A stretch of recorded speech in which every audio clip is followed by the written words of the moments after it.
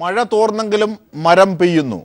തുടർ സ്ഫോടനങ്ങളിൽ ആശങ്ക തുടരുന്നു. മലപ്പുറത്തെ സ്ഫോടന സ്ഥലത്ത് നിന്ന് കണ്ടെത്തിയ പെൻഡ്രൈവിൽ പ്രധാനമന്ത്രിയെ വധിക്കുമെന്നുള്ള ഭീഷണിയുണ്ട്. പാർലമെന്റിന്റെ ചിത്രങ്ങളുണ്ട്. ഒപ്പം വീണ്ടും സ്ഫോടനം നടത്തും എന്നതിൻ്റെ മുന്നറിയിപ്പുമുണ്ട്.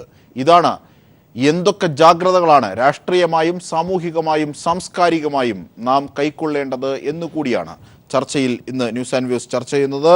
Shri retired SP George Joseph, A Rahim CPIM നേതാവ്, RSS പ്രതിനിധിയായി B ഗോപാലകൃഷ്ണൻ, മുസ്ലിം ലീഗിൻ്റെ മായിൻ ഹാജി, ഹമീദ് ചേന്നമംഗലൂർ, MN കാരശ്ശേരി, ഒപ്പം കളക്ടർ ഷൈന മോളയും ഫോണിൽ പ്രതീക്ഷിക്കുകയാണ്. വിശദമായ ചർച്ചയിലേക്ക് പോകുന്നതിന് മുമ്പ് ഒരു ചെറിയ ഇടവേള.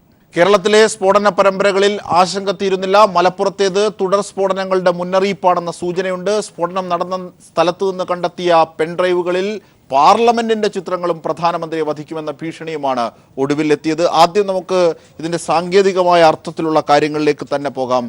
റിട്ടയർഡ് SP കൂടിയായ ശ്രീ ജോർജ് ജോസഫ് നമ്മോടൊപ്പം ചേരുകയാണ്. ശ്രീ ജോർജ് ജോസഫ്, ഒരു ഹൈടെക് മാതൃകയിലുള്ള ആക്രമണമല്ല ഇന്നലെ ഒരു പക്ഷേ കോടതി വളപ്പിൽ നാം കണ്ടത്. അമോണിയം നൈട്രേറ്റ് എന്നാൽ പടക്ക നിർമ്മാണത്തിന് ഉപയോഗിക്കുന്നതാ ആകാൻ സാധ്യതയുണ്ട്. അത്തരത്തിലുള്ള ഒരു കോമ്പൗണ്ട് വെച്ചിട്ട് ഉള്ള ഒരു പ്രവർത്തനം നാളെ ഒരു പക്ഷേ പോലീസ് രേഖാചിത്രം ഇതുമായി ബന്ധപ്പെട്ട് സംശയിക്കുന്നവരുടെ പുറത്തുവിടും. എന്തൊക്കെയാണ് തുടർ സ്ഫോടനങ്ങൾ എന്ന ആശങ്കയുള്ള ഘട്ടത്തിൽ നമുക്ക് ചർച്ച ചെയ്യാനാവുന്നത്? ഇതിനകത്ത് നമ്മൾ അമോണിയം നൈട്രേറ്റ് ഒരു പ്രഷർ കുക്കറിനകത്താക്കണം. അതാണ്. അപ്പം അവിടെ ഒരു ബോക്സിൽ ഒരു പെട്ടിയിലകത്ത് ബേസ് മൂവ്മെൻ്റ് എന്ന് എഴുതിയിരുന്നു. ഇതുകൂടാതെ ഒരു പെൻഡ്രൈവ് അവിടെ കിട്ടിയിട്ടുണ്ട്. പിന്നെ ഈ സംഭവം നടന്നത് മലപ്പുറം കളക്ട്രേറ്റിലെ കോടതിയോട് ചേർന്ന് അവിടെയാണ് അതിൻ്റെ സംഭവം നടന്നിരിക്കുന്നത്. അത് 9:30 വന്ന കാറ് പിന്നെ ഉച്ചയ്ക്ക് 1:30 ഈ ബോംബ് സ്ഫോടനം ഉണ്ടാകുകയാണ്. അപ്പോൾ അതിൻ്റെ ഇടയ്ക്കാണ് വെച്ചിരിക്കുന്നത്. അപ്പോൾ അത് നമ്മൾ സൂക്ഷിക്കേണ്ടിയിരിക്കുന്നു. കാരണം കോടതിയുടെ സമീപത്തിലും കളക്ട്രേറ്റിലും ഗവൺമെൻറ് സ്ഥാപനത്തിലും കോടതിയുടെ അടുത്ത് വെച്ചിരിക്കുന്ന ഈ ടൈം ഇംപ്ലാന്റ് ചെയ്ത് കഴിഞ്ഞാൽ അതിന് മുമ്പ് നമ്മൾ കൊല്ലത്തോട്ട് പോകാം. കൊല്ലത്ത് അവിടെയും കളക്ട്രേറ്റിലാണ് വെച്ചിരുന്നത്, കോടതിയുടെ അടുത്ത് തന്നെയായിരുന്നു കൊല്ലവും. പിന്നെ പാലക്കാട് ഉണ്ടായി, പിന്നെ എറണാകുളം കളക്ട്രേറ്റ് നേരത്തെ ഒരു സംഭവം ഉണ്ടായി, പിന്നെ ചിറ്റൂരുണ്ടായി, മൈസൂറുണ്ടായി, നെല്ലൂര്, മൈസൂർ. ഇവിടങ്ങളിലൊക്കെ കോമൺ ആയിട്ട് നമ്മൾ കണ്ടിരിക്കുന്നത് അതിൻ്റെ ബാറ്ററിയുടെ സീരിയൽ അത് ഒരെണ്ണമാണ്. അപ്പോൾ ഇതെല്ലാം ഓർഗനൈസ്ഡായ ഒരു ഗാങ് തന്നെയാണ്. അപ്പം കൊല്ലത്ത് അന്വേഷണ ഉദ്യോഗസ്ഥന്മാർ പറഞ്ഞു അല്ലുമ്മയുടെ ഒരു ഇതാണ് അവർ അതിനകത്ത് ഇൻവോൾവ്മെൻറ്റ് കാണുന്നത്. അല്ലുമ്മയുടെ ഇപ്പോഴത്തെ പേര് ബേസ് മൂവ്മെൻ്റ് എന്നാണ്, അത് പ്രോഹിബിറ്റ് ചെയ്തുകൊണ്ട്. അപ്പം കുറേ കുട്ടികൾ എന്തായാലും കേരളത്തിൽ ഇതിൻ്റെ പുറകെ പോകുന്നുണ്ട്.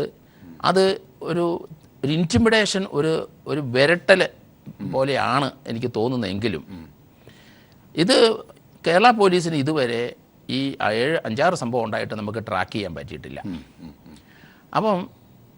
ഇപ്പം അത് അന്വേഷണത്തിലെ ഒരു പാളിച്ച തന്നെയാണ്, അതൊരു പോലീസിൻ്റെ ഫെയിലിയർ തന്നെയെന്ന് പറയാൻ ഒക്കും. ഇൻ്റലിജൻസും ലോക്കൽ പോലീസും കൂടെ ചേർന്ന് ഇത് കണ്ടുപിടിക്കുക. NIA തലയിൽ കൊണ്ട് ഇത് വെച്ചിട്ട് നമ്മൾ മാറുന്നത് ശരിയല്ല. ഇത് ഈ 4-5 സംഭവം ഉണ്ടായ കേരളത്തിലാണ്. അത് പ്രത്യേകിച്ച് ഇപ്പം നടന്ന ഈ മലപ്പുറം സംഭവത്തിനകത്ത് 9:30-ക്കും 1:30-ക്കും ഇടയ്ക്ക് തന്നെ ആ സാധനം കാറിനകത്ത് വെച്ചു എന്നാണ് എനിക്ക് തോന്നുന്നത്. അങ്ങനെയെങ്കിൽ ഇനി ഇതിനകത്ത് നമ്മൾ വെളിയിൽ കിടന്ന് ഈ അവിടുത്തെ എംപ്ലോയീസിൻ്റെ കോംപ്ലിസിറ്റി നോക്കണമെന്നാണ് ഞാൻ പറയുന്നത്. അവിടെ വന്നു പോകുന്നവർ, സ്ഥിരം വരുന്നു പോകുന്നവർ, കാരണം ഒരു സ്ട്രേഞ്ച് അപരിചിതനെ ഒരാളെ അവിടെ കണ്ടതായിട്ട് ആരും പറയുന്നില്ല. അപ്പോൾ അതുകൊണ്ട് പോലീസിന് ഈ ഒരു കേസിൻ്റെ ഇൻവെസ്റ്റിഗേഷനോടുകൂടി നമുക്കൊരു ട്രാക്ക്, ഒരു ഏകദേശം എന്തെങ്കിലും ഒരു ക്ലൂ കിട്ടുമെന്നാണ് എൻ്റെ ഒരു ധാരണ. അതുകൊണ്ട് ഇത് കൃത്യമായിട്ട് പോലീസ് അന്വേഷിക്കണം. അത് ലോക്കൽ പോലീസും ഇൻ്റലിജൻസും കൂടെ ചേർന്ന് ഇത് അന്വേഷിക്കണം. അതല്ല സാർ, അതായത് കൊല്ലത്ത് നടന്ന ബോംബ് സ്ഫോടനത്തിൽ ചോറ്റുപാത്രത്തിലാണ് ഈ സ്ഫോടനം ഉണ്ടായത്, അതും കോടതി വളപ്പിൽ, താങ്കൾ നേരത്തെ സൂചിപ്പിച്ചതുപോലെ. ഇവിടെയാകട്ടെ പ്രഷർ കുക്കറിലേക്ക് അത് മാറുന്നു.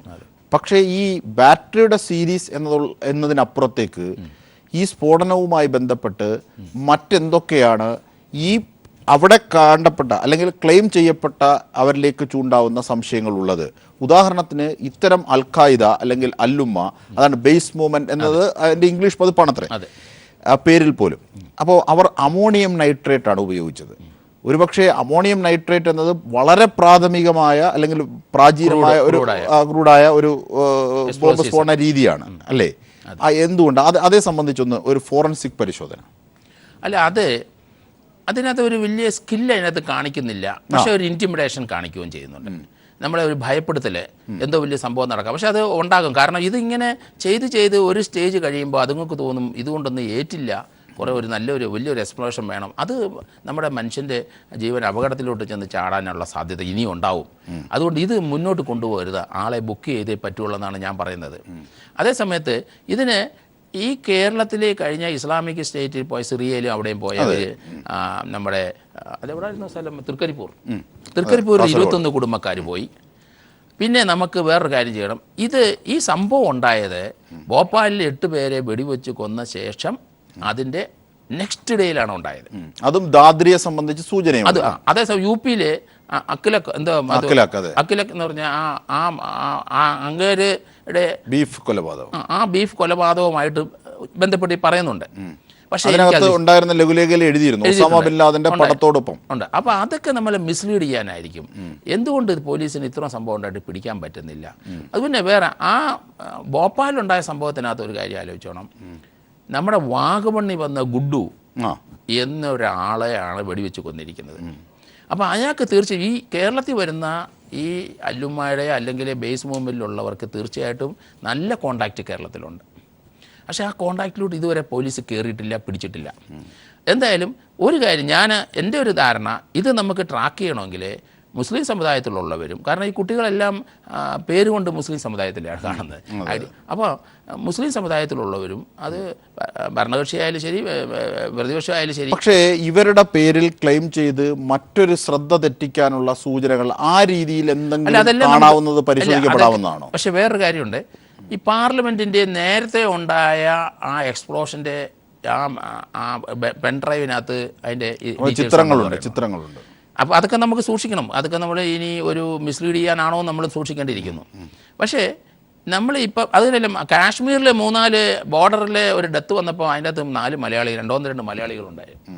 അപ്പോൾ ഇതൊക്കെ അതായത് പ്രധാനമായിട്ടും ഉള്ളത് ആ ഭീഷണി. ഇന്ന് പെൻഡ്രൈവിൽ കണ്ടതിലുള്ള ദൃശ്യങ്ങൾ, കൊല്ലത്തെ സ്ഫോടനത്തിന്റെ രീതി, അതിന്റെ സ്വഭാവം, ഇതൊക്കെയാണ് പോലീസ് പരിശോധിച്ചത്. ഇന്നലെ പരിശോധിച്ചതുപോലെ ഇന്ന് തൃശ്ശൂർ IG പറഞ്ഞത്, ശ്രീ അജിത് കുമാർ പറഞ്ഞത് അത്തരത്തിലുള്ള കാര്യങ്ങളാണ്. പക്ഷേ അപ്പോഴും പാർലമെന്റിന്റെ ചിത്രങ്ങളും പ്രധാനമന്ത്രിയുടെ വധഭീഷണിയെ സംബന്ധിച്ചും അദ്ദേഹം സൂചന നൽകിയിരുന്നില്ല. പക്ഷേ ഇന്ന് വൈകിട്ടത്തെ വാർത്തയിൽ തീർച്ചയായും അത്തരത്തിലുള്ള സൂചനകൾ വരുന്നു. പോലീസ് സാധാരണഗതിയിൽ ഇത് പകുതി പറയുകയും പകുതി മറച്ചു വയ്ക്കുകയും ചെയ്യാറുണ്ടോ?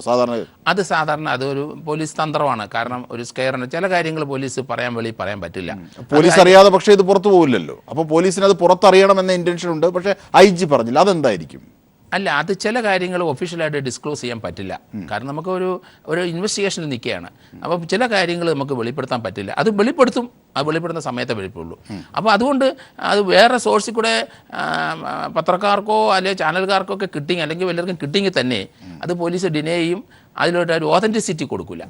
അപ്പോൾ അതുകൊണ്ട് ഇപ്പോഴത്തെ ഈ സംഭവം നിസ്സാരമായിട്ട് തള്ളിക്കളയരുത്. ഇത് നമുക്ക് വലിയ ദൂഷ്യം ചെയ്യും. വലിയൊരു എക്സ്പ്ലോഷനാണ് ഞാൻ പ്രതീക്ഷിക്കുന്നത്. ഇത് പോലീസ് എന്തായാലും വളരെ ജാഗ്രതയോടുകൂടി ഇത് നോക്കണം. സംസ്ഥാന ഗവൺമെൻറ് നോക്കണം. ഇത് വളരെ ചുരുക്കം ആൾക്കാർ മാത്രമേ ഇതിനകത്തുള്ളൂ. അത് മനസ്സിലാവും. വളരെ ചുരുക്കം ആൾക്കാരേ ഉള്ളൂ. അതുകൊണ്ട് നമുക്കിത് അതേസമയത്ത് ഈ ഓരോ പഞ്ചായത്തിലും ഉള്ള കൗൺസിലർമാർ, പഞ്ചായത്ത് മെമ്പർമാർ, MLAമാർ, രാഷ്ട്രീയ നേതാക്കന്മാർ, ജാതി മതം ഒന്നും ചിന്ത കൂടാതെ എല്ലാവരും കൂടെ ഈ ഓരോ ഏരിയയിലും ഡ്രോപ്പ് ഔട്ടായ കുട്ടികളെ കണ്ടുപിടിക്കാൻ സാധിക്കും. അത് നമ്മൾ കണ്ടുപിടിക്കണം. വളരെ ചുരുക്കം. അത് എല്ലാ ജനപ്രതിനിധികൾക്ക് അത് കണ്ടുപിടിക്കാൻ സാധിക്കുന്നതാണ്. അത് കണ്ടുപിടിച്ച് പോലീസിന് കൊടുത്തിട്ട് അവരുടെ കോംപ്ലിസിറ്റി വെരിഫൈ ചെയ്തിട്ട് ഇങ്ങനെയുള്ള കുട്ടികൾക്ക് എവിടെന്നെങ്കിലും പണം വരുന്നുണ്ടോ, അവരുടെ ആക്ടിവിറ്റീസ് എന്താണ്, ഇതൊക്കെ നമ്മൾ പരിശോധിക്കേണ്ട സമയം കഴിഞ്ഞിരിക്കുന്നു. അത് ഈ കേസുമായിട്ട് ബന്ധപ്പെട്ടത് മാത്രമല്ല, ജനറലായിട്ട് കേരളത്തിലെ എല്ലാ ജില്ലകളിലും പല സ്ഥലത്തുനിന്നും നമുക്ക് ISന്റെ പേടി പോയവരുണ്ട്, പല ടെററിസ്റ്റ് ആക്ടിവിറ്റി പോകുന്നുണ്ട്. അത് പണസമ്പാദനത്തിന് വേണ്ടിയിട്ടായിരിക്കാനാണ് സാധ്യത. അല്ലാതെ ഒരു മത തീവ്രവാദത്തിന് വേണ്ടി മാത്രം ആണെന്ന് തോന്നുന്നു. ഇങ്ങനെയുള്ള കാര്യങ്ങൾ ഒരു മത തീവ്രവാദമാണെന്ന് എനിക്ക് തോന്നുന്നില്ല. ഞാൻ അങ്ങനെ ചിന്തിക്കുന്നില്ല. തീർച്ചയായും. ശ്രീ B. ഗോപാലകൃഷ്ണൻ, അതായത് മലപ്പുറത്തുണ്ടായ സ്ഫോടനം അതേ മാതൃകയിൽ കേരളത്തിലേതെടുക്കാം. നമുക്ക് ചിറ്റൂരിലെയും മൈസൂരിലെയും വെല്ലൂരിലെയും ഒക്കെ മാറ്റിവെക്കാം. കേരളത്തിലെ തന്നെ കൊല്ലത്തുണ്ടായി, അതിന് സമാനമായ രീതിയിൽ മലപ്പുറത്തുണ്ടായി. കൊല്ലത്താകട്ടെ പിണറായി വിജയൻ മുഖ്യമന്ത്രി ആയതിനു ശേഷം കൊല്ലത്തേക്ക് എത്തുന്ന പരിപാടി നടക്കുന്ന ആ ദിവസം, അതുമായി ബന്ധപ്പെട്ട ദിവസങ്ങളിലാണ് ബോംബ് പൊട്ടുന്നത്. ഇവിടെ കേരളത്തിൻ്റെ 60ാം പിറന്നാൾ ആഘോഷിക്കുന്ന വേളയിൽ 1:10 മലപ്പുറത്ത് പൊട്ടുന്നത്.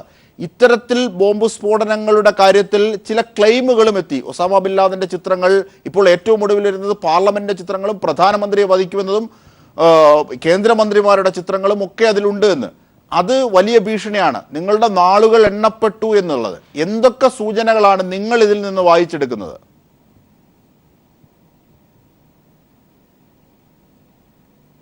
അല്ല, ഞങ്ങൾ നേരത്തെ തന്നെ സൂചിപ്പിച്ചിട്ടുള്ളതാണ്, BJP കേരളം ഒരു കാശ്മീരിന്റെ പാതയിലേക്ക് പോയിക്കൊണ്ടിരിക്കുകയാണ്.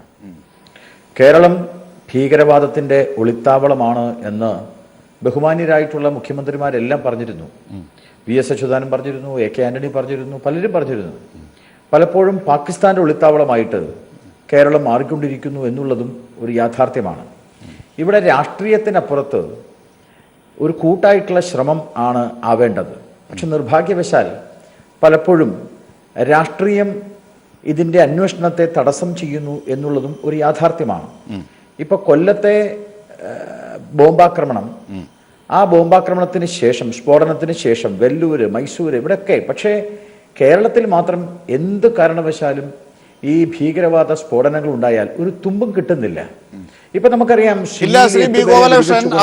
അതായത് ഇതിന് സമാനമായ ബോംബ് നമുക്ക് തിരുത്തി പോകാം.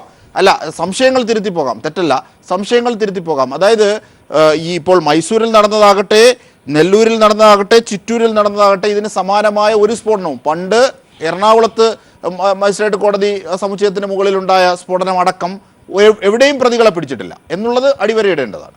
ഈ സംഭവത്തിൽ ഇപ്പോഴത്തതിൽ കേരളത്തിൽ മാത്രമല്ല. തീർച്ചയായിട്ടും ഞാൻ ഇപ്പോഴത്തെ സർക്കാരിനെയോ അല്ലെങ്കിൽ ഇതിനു മുമ്പുള്ള സർക്കാരിനെയോ ഒന്നുമല്ല ഞാൻ പറഞ്ഞു വരുന്നത്, ഭീകരവാദത്തിന് അനുകൂലമായ ചില നിലപാടുകൾ നിർഭാഗ്യവശാൽ ചില കോർണറിൽ നിന്ന് ഉണ്ടാവുന്നു. ഇപ്പൊ പാനായിക്കുളത്ത് ആളെ അറസ്റ്റ് ചെയ്തതാണ്. പാനായിക്കുളത്ത് സിമിയുമായി ബന്ധപ്പെട്ട് നടത്തിയ ക്യാമ്പിൽ അറസ്റ്റ് നടന്നതാണ്. പക്ഷേ നിർഭാഗ്യവശാൽ പോലീസ് വെറുതെ വിട്ടു. ഞാൻ നിരവധി ഉദാഹരണം, വാഗമൺ അടക്കമുള്ള നിരവധി ഉദാഹരണങ്ങൾ.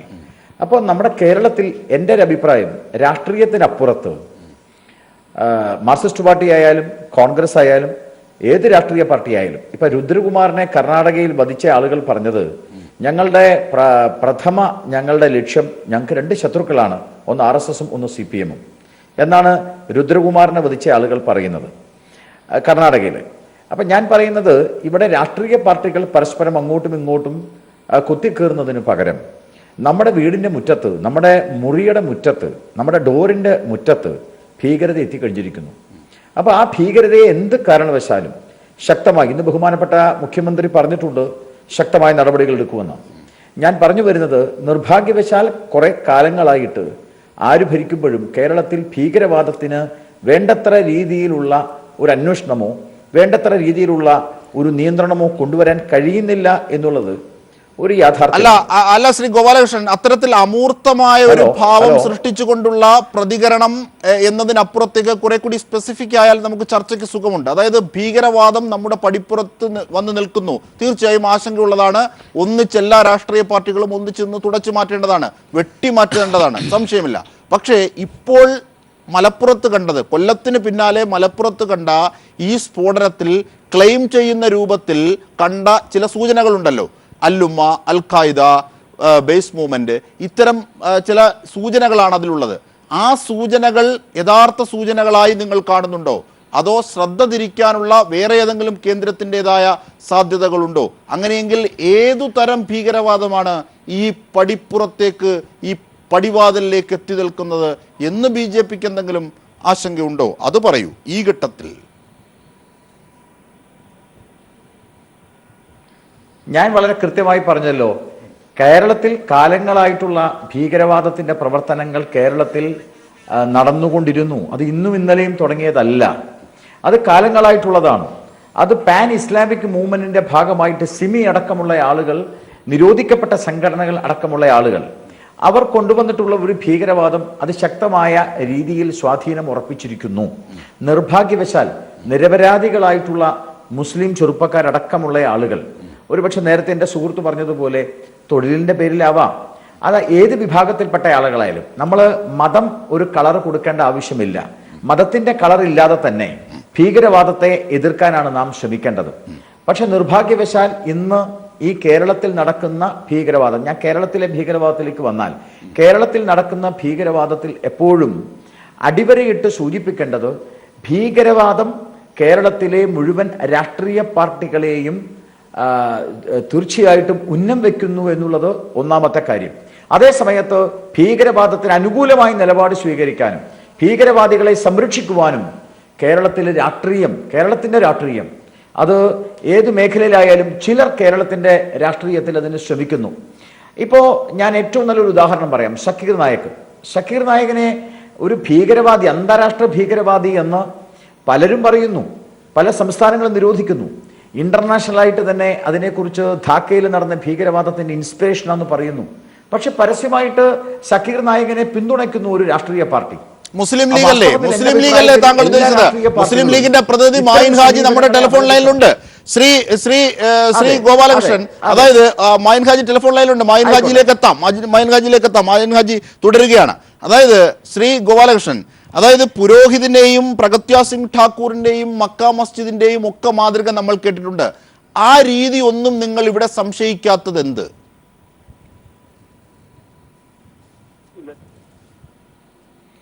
ആ രീതി സംശയിക്കേണ്ട ആവശ്യമില്ലല്ലോ. കാരണം കേരളത്തിൽ നിങ്ങൾ ഏതെങ്കിലും ഒരു ഭീകരവാദം, വേറെ ഏതെങ്കിലും തരത്തിലുള്ള ഒരു ഭീകര സ്ഫോടനമോ കാര്യങ്ങളോ കേരളത്തിൽ ഇതുവരെ നടന്നതായിട്ട് ഞാൻ കേട്ടിട്ടില്ല.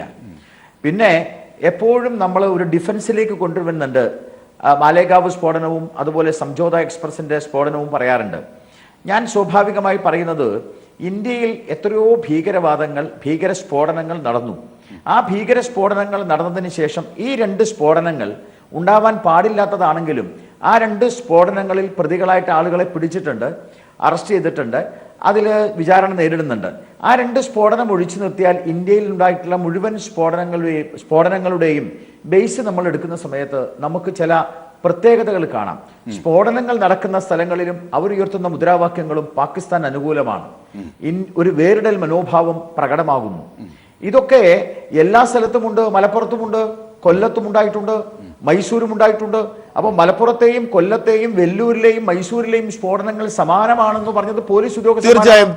ശ്രീ മായിൻ ഹാജി, താങ്കൾ കുറെ നേരമായി ടെലിഫോൺ ലൈനിൽ തുടരുകയാണ്. ക്ഷമിക്കുക, താങ്കളിലേക്ക് എത്താൻ താങ്കളുടെ പ്രതികരണം കൂടുതൽ സമഗ്രമാകാനാണ്, ചില ആഡ് നടത്താൻ കൂടിയാണ് അത്തരത്തിൽ വെയിറ്റ് ചെയ്യിപ്പിച്ചതും. ശ്രീ മായിൻ ഹാജി, ശ്രീ ബി ഗോപാലകൃഷ്ണൻ പറഞ്ഞതിലെ പ്രധാനപ്പെട്ട ആരോപണം സാക്കിർ നായിക്കുമായി ബന്ധപ്പെട്ടുള്ള മുസ്ലിം ലീഗിന്റെ പിന്തുണ, അതിലേക്ക് എത്തുന്നതൊപ്പം പി ഉബൈദുള്ള ഇന്ന് അടിയന്തര പ്രമേയം, നിങ്ങളുടെ MLA പി ഉബൈദുള്ള ഇന്ന് അടിയന്തര പ്രമേയം അവതരിപ്പിക്കുന്ന ഘട്ടത്തിൽ അദ്ദേഹം ചില കാര്യങ്ങൾ പറഞ്ഞു. ബേസ് മൂവ്മെന്റ് എന്നൊരു കാര്യം മലപ്പുറത്തില്ല എന്ന്. എന്തടിസ്ഥാനത്തിലാണ് അങ്ങനെ പറഞ്ഞത്? അന്വേഷണ സംഘങ്ങളിൽ നിന്ന് കിട്ടിയ സൂചനയുടെ അടിസ്ഥാനത്തിലാണോ? അതെ, എനിക്ക് ഈ കാര്യത്തിൽ പറയാനുള്ളത്, ഇപ്പോ കൊല്ലത്ത് സ്ഫോടനം നടന്നു, മാസങ്ങൾ കഴിഞ്ഞു, ഇന്ന് വരെ അതിന്റെ പ്രതികളെ പിടിച്ചിട്ടില്ല. നിങ്ങൾ മീഡിയ ചർച്ച നടത്തിയിട്ടുമില്ല. മലപ്പുറത്ത് ഇന്നലെ ഒരു സ്ഫോടനം നടന്നു. ആ സ്ഫോടനം നടന്നതിനെ വളരെ ഗൗരവത്തിലെടുത്ത് നീതിപൂർവമായ ഒരു അന്വേഷണം നടത്തി പ്രതികളെ പുറത്തു കൊണ്ടുവന്ന് എന്നേക്കുമായി കേരളത്തിൽ ഇങ്ങനെ ഇല്ലാതിരിക്കാനുള്ള സംവിധാനം ഒരുക്കുക വേണ്ട. പക്ഷേ ഇപ്പോ ബഹുമാനപ്പെട്ട BJP പ്രതിനിധി പറഞ്ഞ ആ രൂപത്തിലേക്ക് കാര്യങ്ങൾ കൊണ്ടുപോകുക. കാരണം കേരളത്തിലെ മുസ്ലിങ്ങൾ തീവ്രവാദികളാണ്, കേരളം തീവ്രവാദികളുടെ സാമ്രാജ്യമായിട്ടുണ്ട് എന്നൊക്കെ പറഞ്ഞിട്ട്, അപ്പൊ ഈ സ്ഫോടനത്തിനെ പോലും ഞാൻ സംശയിക്കുകയാണ്. മലപ്പുറത്ത് കൊണ്ടുവന്നൊരു സ്ഫോടനം നടത്തിയിട്ട് അത് പണ്ടുകൂടെ പിന്നെ മാലേഗാവ് എക്സ്പ്രസ്, സംജോത എക്സ്പ്രസ്, മക്ക മസ്ജിദ് ഒക്കെ അതിന്റെ സത്യങ്ങൾ പിൽക്കാലത്ത് പുറത്തു വന്നപ്പം അതിന് മുമ്പുണ്ടായത് ഒരു നിരപരാധികളായ ഒരു സമുദായത്തെ കാടടക്കി വെടിവെച്ചുകൊണ്ട് ധാരാളം ചർച്ചകൾ നടത്തി ഇവിടെ. എന്നിട്ട് ഒരു സമുദായത്തിനെ മോശമാക്കി നിർത്തി. ഇപ്പോ ഇതുപോലുള്ള സന്ദർഭത്തിൽ അത്തരം പ്രവർത്തനങ്ങൾ നിർത്തുകയാണ് വേണ്ടത്. അത്തരം പ്രവർത്തനങ്ങളാണ് നിർത്തേണ്ടത്. എന്നിട്ട് നമ്മൾ ഒറ്റക്കെട്ടായി രാജ്യത്ത് ആ തരത്തിലുള്ള ഒരു തീവ്രവാദികൾ, നമുക്കറിയാം ISIS തീവ്രവാദികൾ എന്ന് പറഞ്ഞിക്കാൻ ഞങ്ങൾക്ക് ഉറപ്പുണ്ട്. ഞങ്ങൾ പലപ്പോഴും പറഞ്ഞതാ, അത് മുസ്ലിങ്ങളല്ല, മുസ്ലിമീങ്ങളെ മോശമാക്കാൻ വേണ്ടി ആഗോളാടിസ്ഥാനത്തിൽ സിയോണിസ്റ്റുകളുടെ വളരെ തന്ത്രപൂർവമായ ഒരു പ്രോഡക്റ്റ് ആണത് എന്ന് ലോകം വിധി എഴുതിക്കൊണ്ടിരിക്കുക. അപ്പൊ ISIS എന്ന് പറഞ്ഞിട്ട് കുറെ ആളുകൾ എവിടെന്നെങ്കിലും മരിച്ചു പോയാലും എവിടെന്നെങ്കിലും പിന്നെ കാണാതായാലും ഒക്കെ IS ചേരാൻ പോവുകയാണ്. ഇവിടുത്തെ മുസ്ലിങ്ങൾ മുഴുവൻ രാജ്യത്ത് അപകടകാരികളാണ് എന്നുള്ള ചിന്ത ഒരു ചർച്ച ഉണ്ടാക്കി കൊണ്ടുവരുന്നത് നമ്മളെ പിന്നെ രാജ്യത്തിന് നല്ലതല്ല എന്നാണ് എനിക്ക് പറയാനുള്ളത്. ശരിയാണ് ശ്രീ മൈൻ ഹാജി, ശരിയാണ്. അത്തരത്തിലൊരു ചർച്ച ആശാസ്യമല്ല, അത് നമ്മൾ പ്രതീക്ഷിക്കുന്നുമില്ല, അങ്ങനെ കേരളത്തിൽ പ്രത്യേകിച്ച് പാടുമില്ല. പക്ഷേ മാലേഗാവും മക്ക മസ്ജിദും സംജോത എക്സ്പ്രസും മാറ്റി നിർത്തിയാൽ ബാക്കിയുള്ള സ്ഫോടനങ്ങളിൽ എത്തുന്ന സൂചനകൾ മലപ്പുറത്തെത്തുന്നു, കൊല്ലത്തെത്തുന്നു, അവിടെയും ഈ സൂചനകളുടെ അടിസ്ഥാനത്തിൽ ഇപ്പോൾ ഇങ്ങനെ ഒരു വിലയിരുത്തൽ പോകുമ്പോൾ ആ വിലയിരുത്തലിന് ഉപോത്ഭകമാകുന്ന കാര്യങ്ങളുണ്ട്. അതായത് ISIS ആടിനെ മേയിക്കാൻ ഈ ആധുനിക കാലത്ത് ചെറുപ്പക്കാർ പോകുന്നു. അതിന് ഊർജം പകരുന്ന മതപ്രഭാഷണങ്ങൾ ഉണ്ടാകുന്നു. അതൊക്കെ മുസ്ലിം സമൂഹത്തിൽ നിന്നാണ് ഏറെക്കുറെയും ഭൂരിപക്ഷം ഉണ്ടാകുന്നത് എന്ന ആശങ്ക പങ്കുവെക്കുമ്പോൾ അതിനെ മുഴുവൻ സാമാന്യവൽക്കരണത്തിന്റെ പേരിൽ തള്ളിക്കളയാനാകുമോ മുസ്ലിം ലീഗിനെ പോലെ മതേതര പാർട്ടിക്ക്? ഞങ്ങളെ കാര്യത്തില് ഇവിടെ ISIS പ്രവർത്തനം കേരളത്തിൽ ഇല്ല എന്ന കാര്യം ഞങ്ങൾക്ക് ഉറപ്പാ. പിന്നെ ഈ ബേസ് മൂവ്മെന്റ് എന്ന് പറഞ്ഞൊരു സംഗതി ഇന്ന് വരെ കേട്ടിട്ടില്ല. ഇന്നലെ ഒരു പെട്ടിക്ക് പുറത്ത് ഒരു സ്റ്റിക്കർ കണ്ടപ്പോഴാണ് ലോകം അങ്ങനെ ഒരു പേര് കേൾക്കുന്നത്. അല്ല, നേരത്തെ കേരളത്തിന് പുറത്ത് നടന്നിടത്ത് ബേസ് മൂവ്മെന്റ് എന്ന പേര് കണ്ടതായിട്ടാണ് വാർത്തകളിൽ എത്തുന്നത്, റിപ്പോർട്ടുകൾ. ഞാൻ അജിംസാദിനോട് എനിക്കൊരു കാര്യം പറയാനുള്ളത്, താങ്കളിപ്പോ എന്നെ വളരെ കൂടുതൽ നേരം ഫോൺ ഹോൾഡ് ചെയ്തിട്ട് നിർത്തി. മറ്റുള്ളവരൊക്കെ അവർക്ക് ഇഷ്ടംപോലെ പറയാൻ സമയം കൊടുത്ത് അജിംസാദ് വളരെ ക്ഷമാപൂർവ്വം അതൊക്കെ കേട്ട് നിന്ന് ഞാൻ എന്നോട് ചോദ്യം ചോദിച്ച് ഞാൻ പറഞ്ഞു തുടങ്ങുമ്പോഴേക്ക് താങ്കൾ ഇടപെടുന്ന ഈ രീതി. അയ്യോ അല്ല, താങ്കളുടെ പ്രതികരണം സമഗ്രമാകാൻ ഞാൻ ആഡ് ചെയ്തതാണ്. പറഞ്ഞോളൂ, താങ്കൾക്ക് സമയം തരാം. സമഗ്രമാകലാണ് എന്ന് കേൾക്കുന്നവർക്ക് തിരിയുന്നുണ്ടത്. സമഗ്രമാകലാണ്. ഞാൻ തുടങ്ങുമ്പോഴേക്ക് താങ്കൾ വീണ്ടും സംശയം ചോദിക്കാം. താങ്കളുടെ ചോദ്യത്തിന് ഞാൻ ഉത്തരം പറയുമ്പോഴേക്ക് താങ്കൾ സംശയം ചോദിച്ചു വരുന്നത് പറഞ്ഞോളൂ തിരിയുന്നുണ്ട്. അപ്പൊ അങ്ങനെയാണെങ്കിൽ എനിക്ക് പറ്റൂല. പറഞ്ഞോളൂ ശ്രീ മൈൻ ഹാജി, പറഞ്ഞോളൂ. എത്ര ക്ഷമയോട് കൂടിയാണ് ബഹുമാനപ്പെട്ട ബി ജെ പി പ്രതിനിധി സംസാരിച്ചപ്പോ 5 മിനിറ്റോളം താങ്കൾ മിണ്ടാതെ ഇരുന്നല്ലോ. എന്റെ ഫോൺ ചൂടായിട്ടുണ്ട്. ശരി, പറയൂ. ഞാനൊരു 2 വാക്ക് പറയുമ്പോൾ താങ്കൾ ഇടപെടാ, അത് നമുക്ക് പറ്റൂല.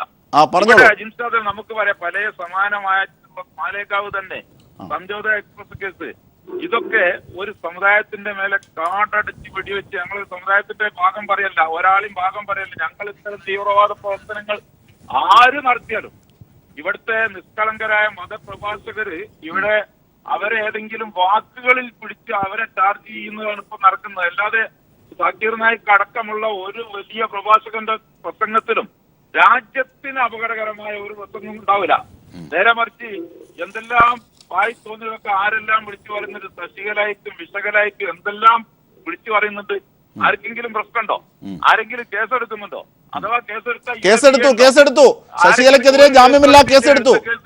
എടുത്ത കേസൊക്കെ സാധാ പെറ്റി കേസാണ്. അജിംസാദ് ജാമ്യമില്ലാ വകുപ്പ് ഇവിടെ പിന്നെ പാലത്ത് സംസുദ്ദീന്റെ പേരിൽ കേസെടുത്തു.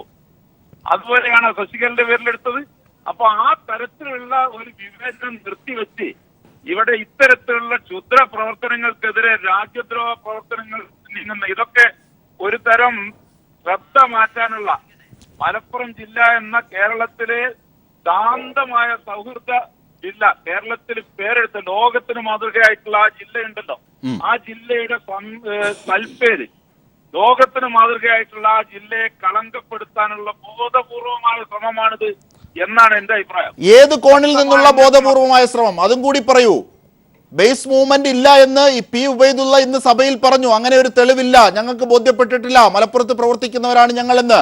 ആ അർത്ഥത്തിൽ പറയൂ, ഏത് കോണിൽ നിന്നാണ് ഇത്തരത്തിൽ പ്രകോപനം ഉണ്ടാകുന്നത്?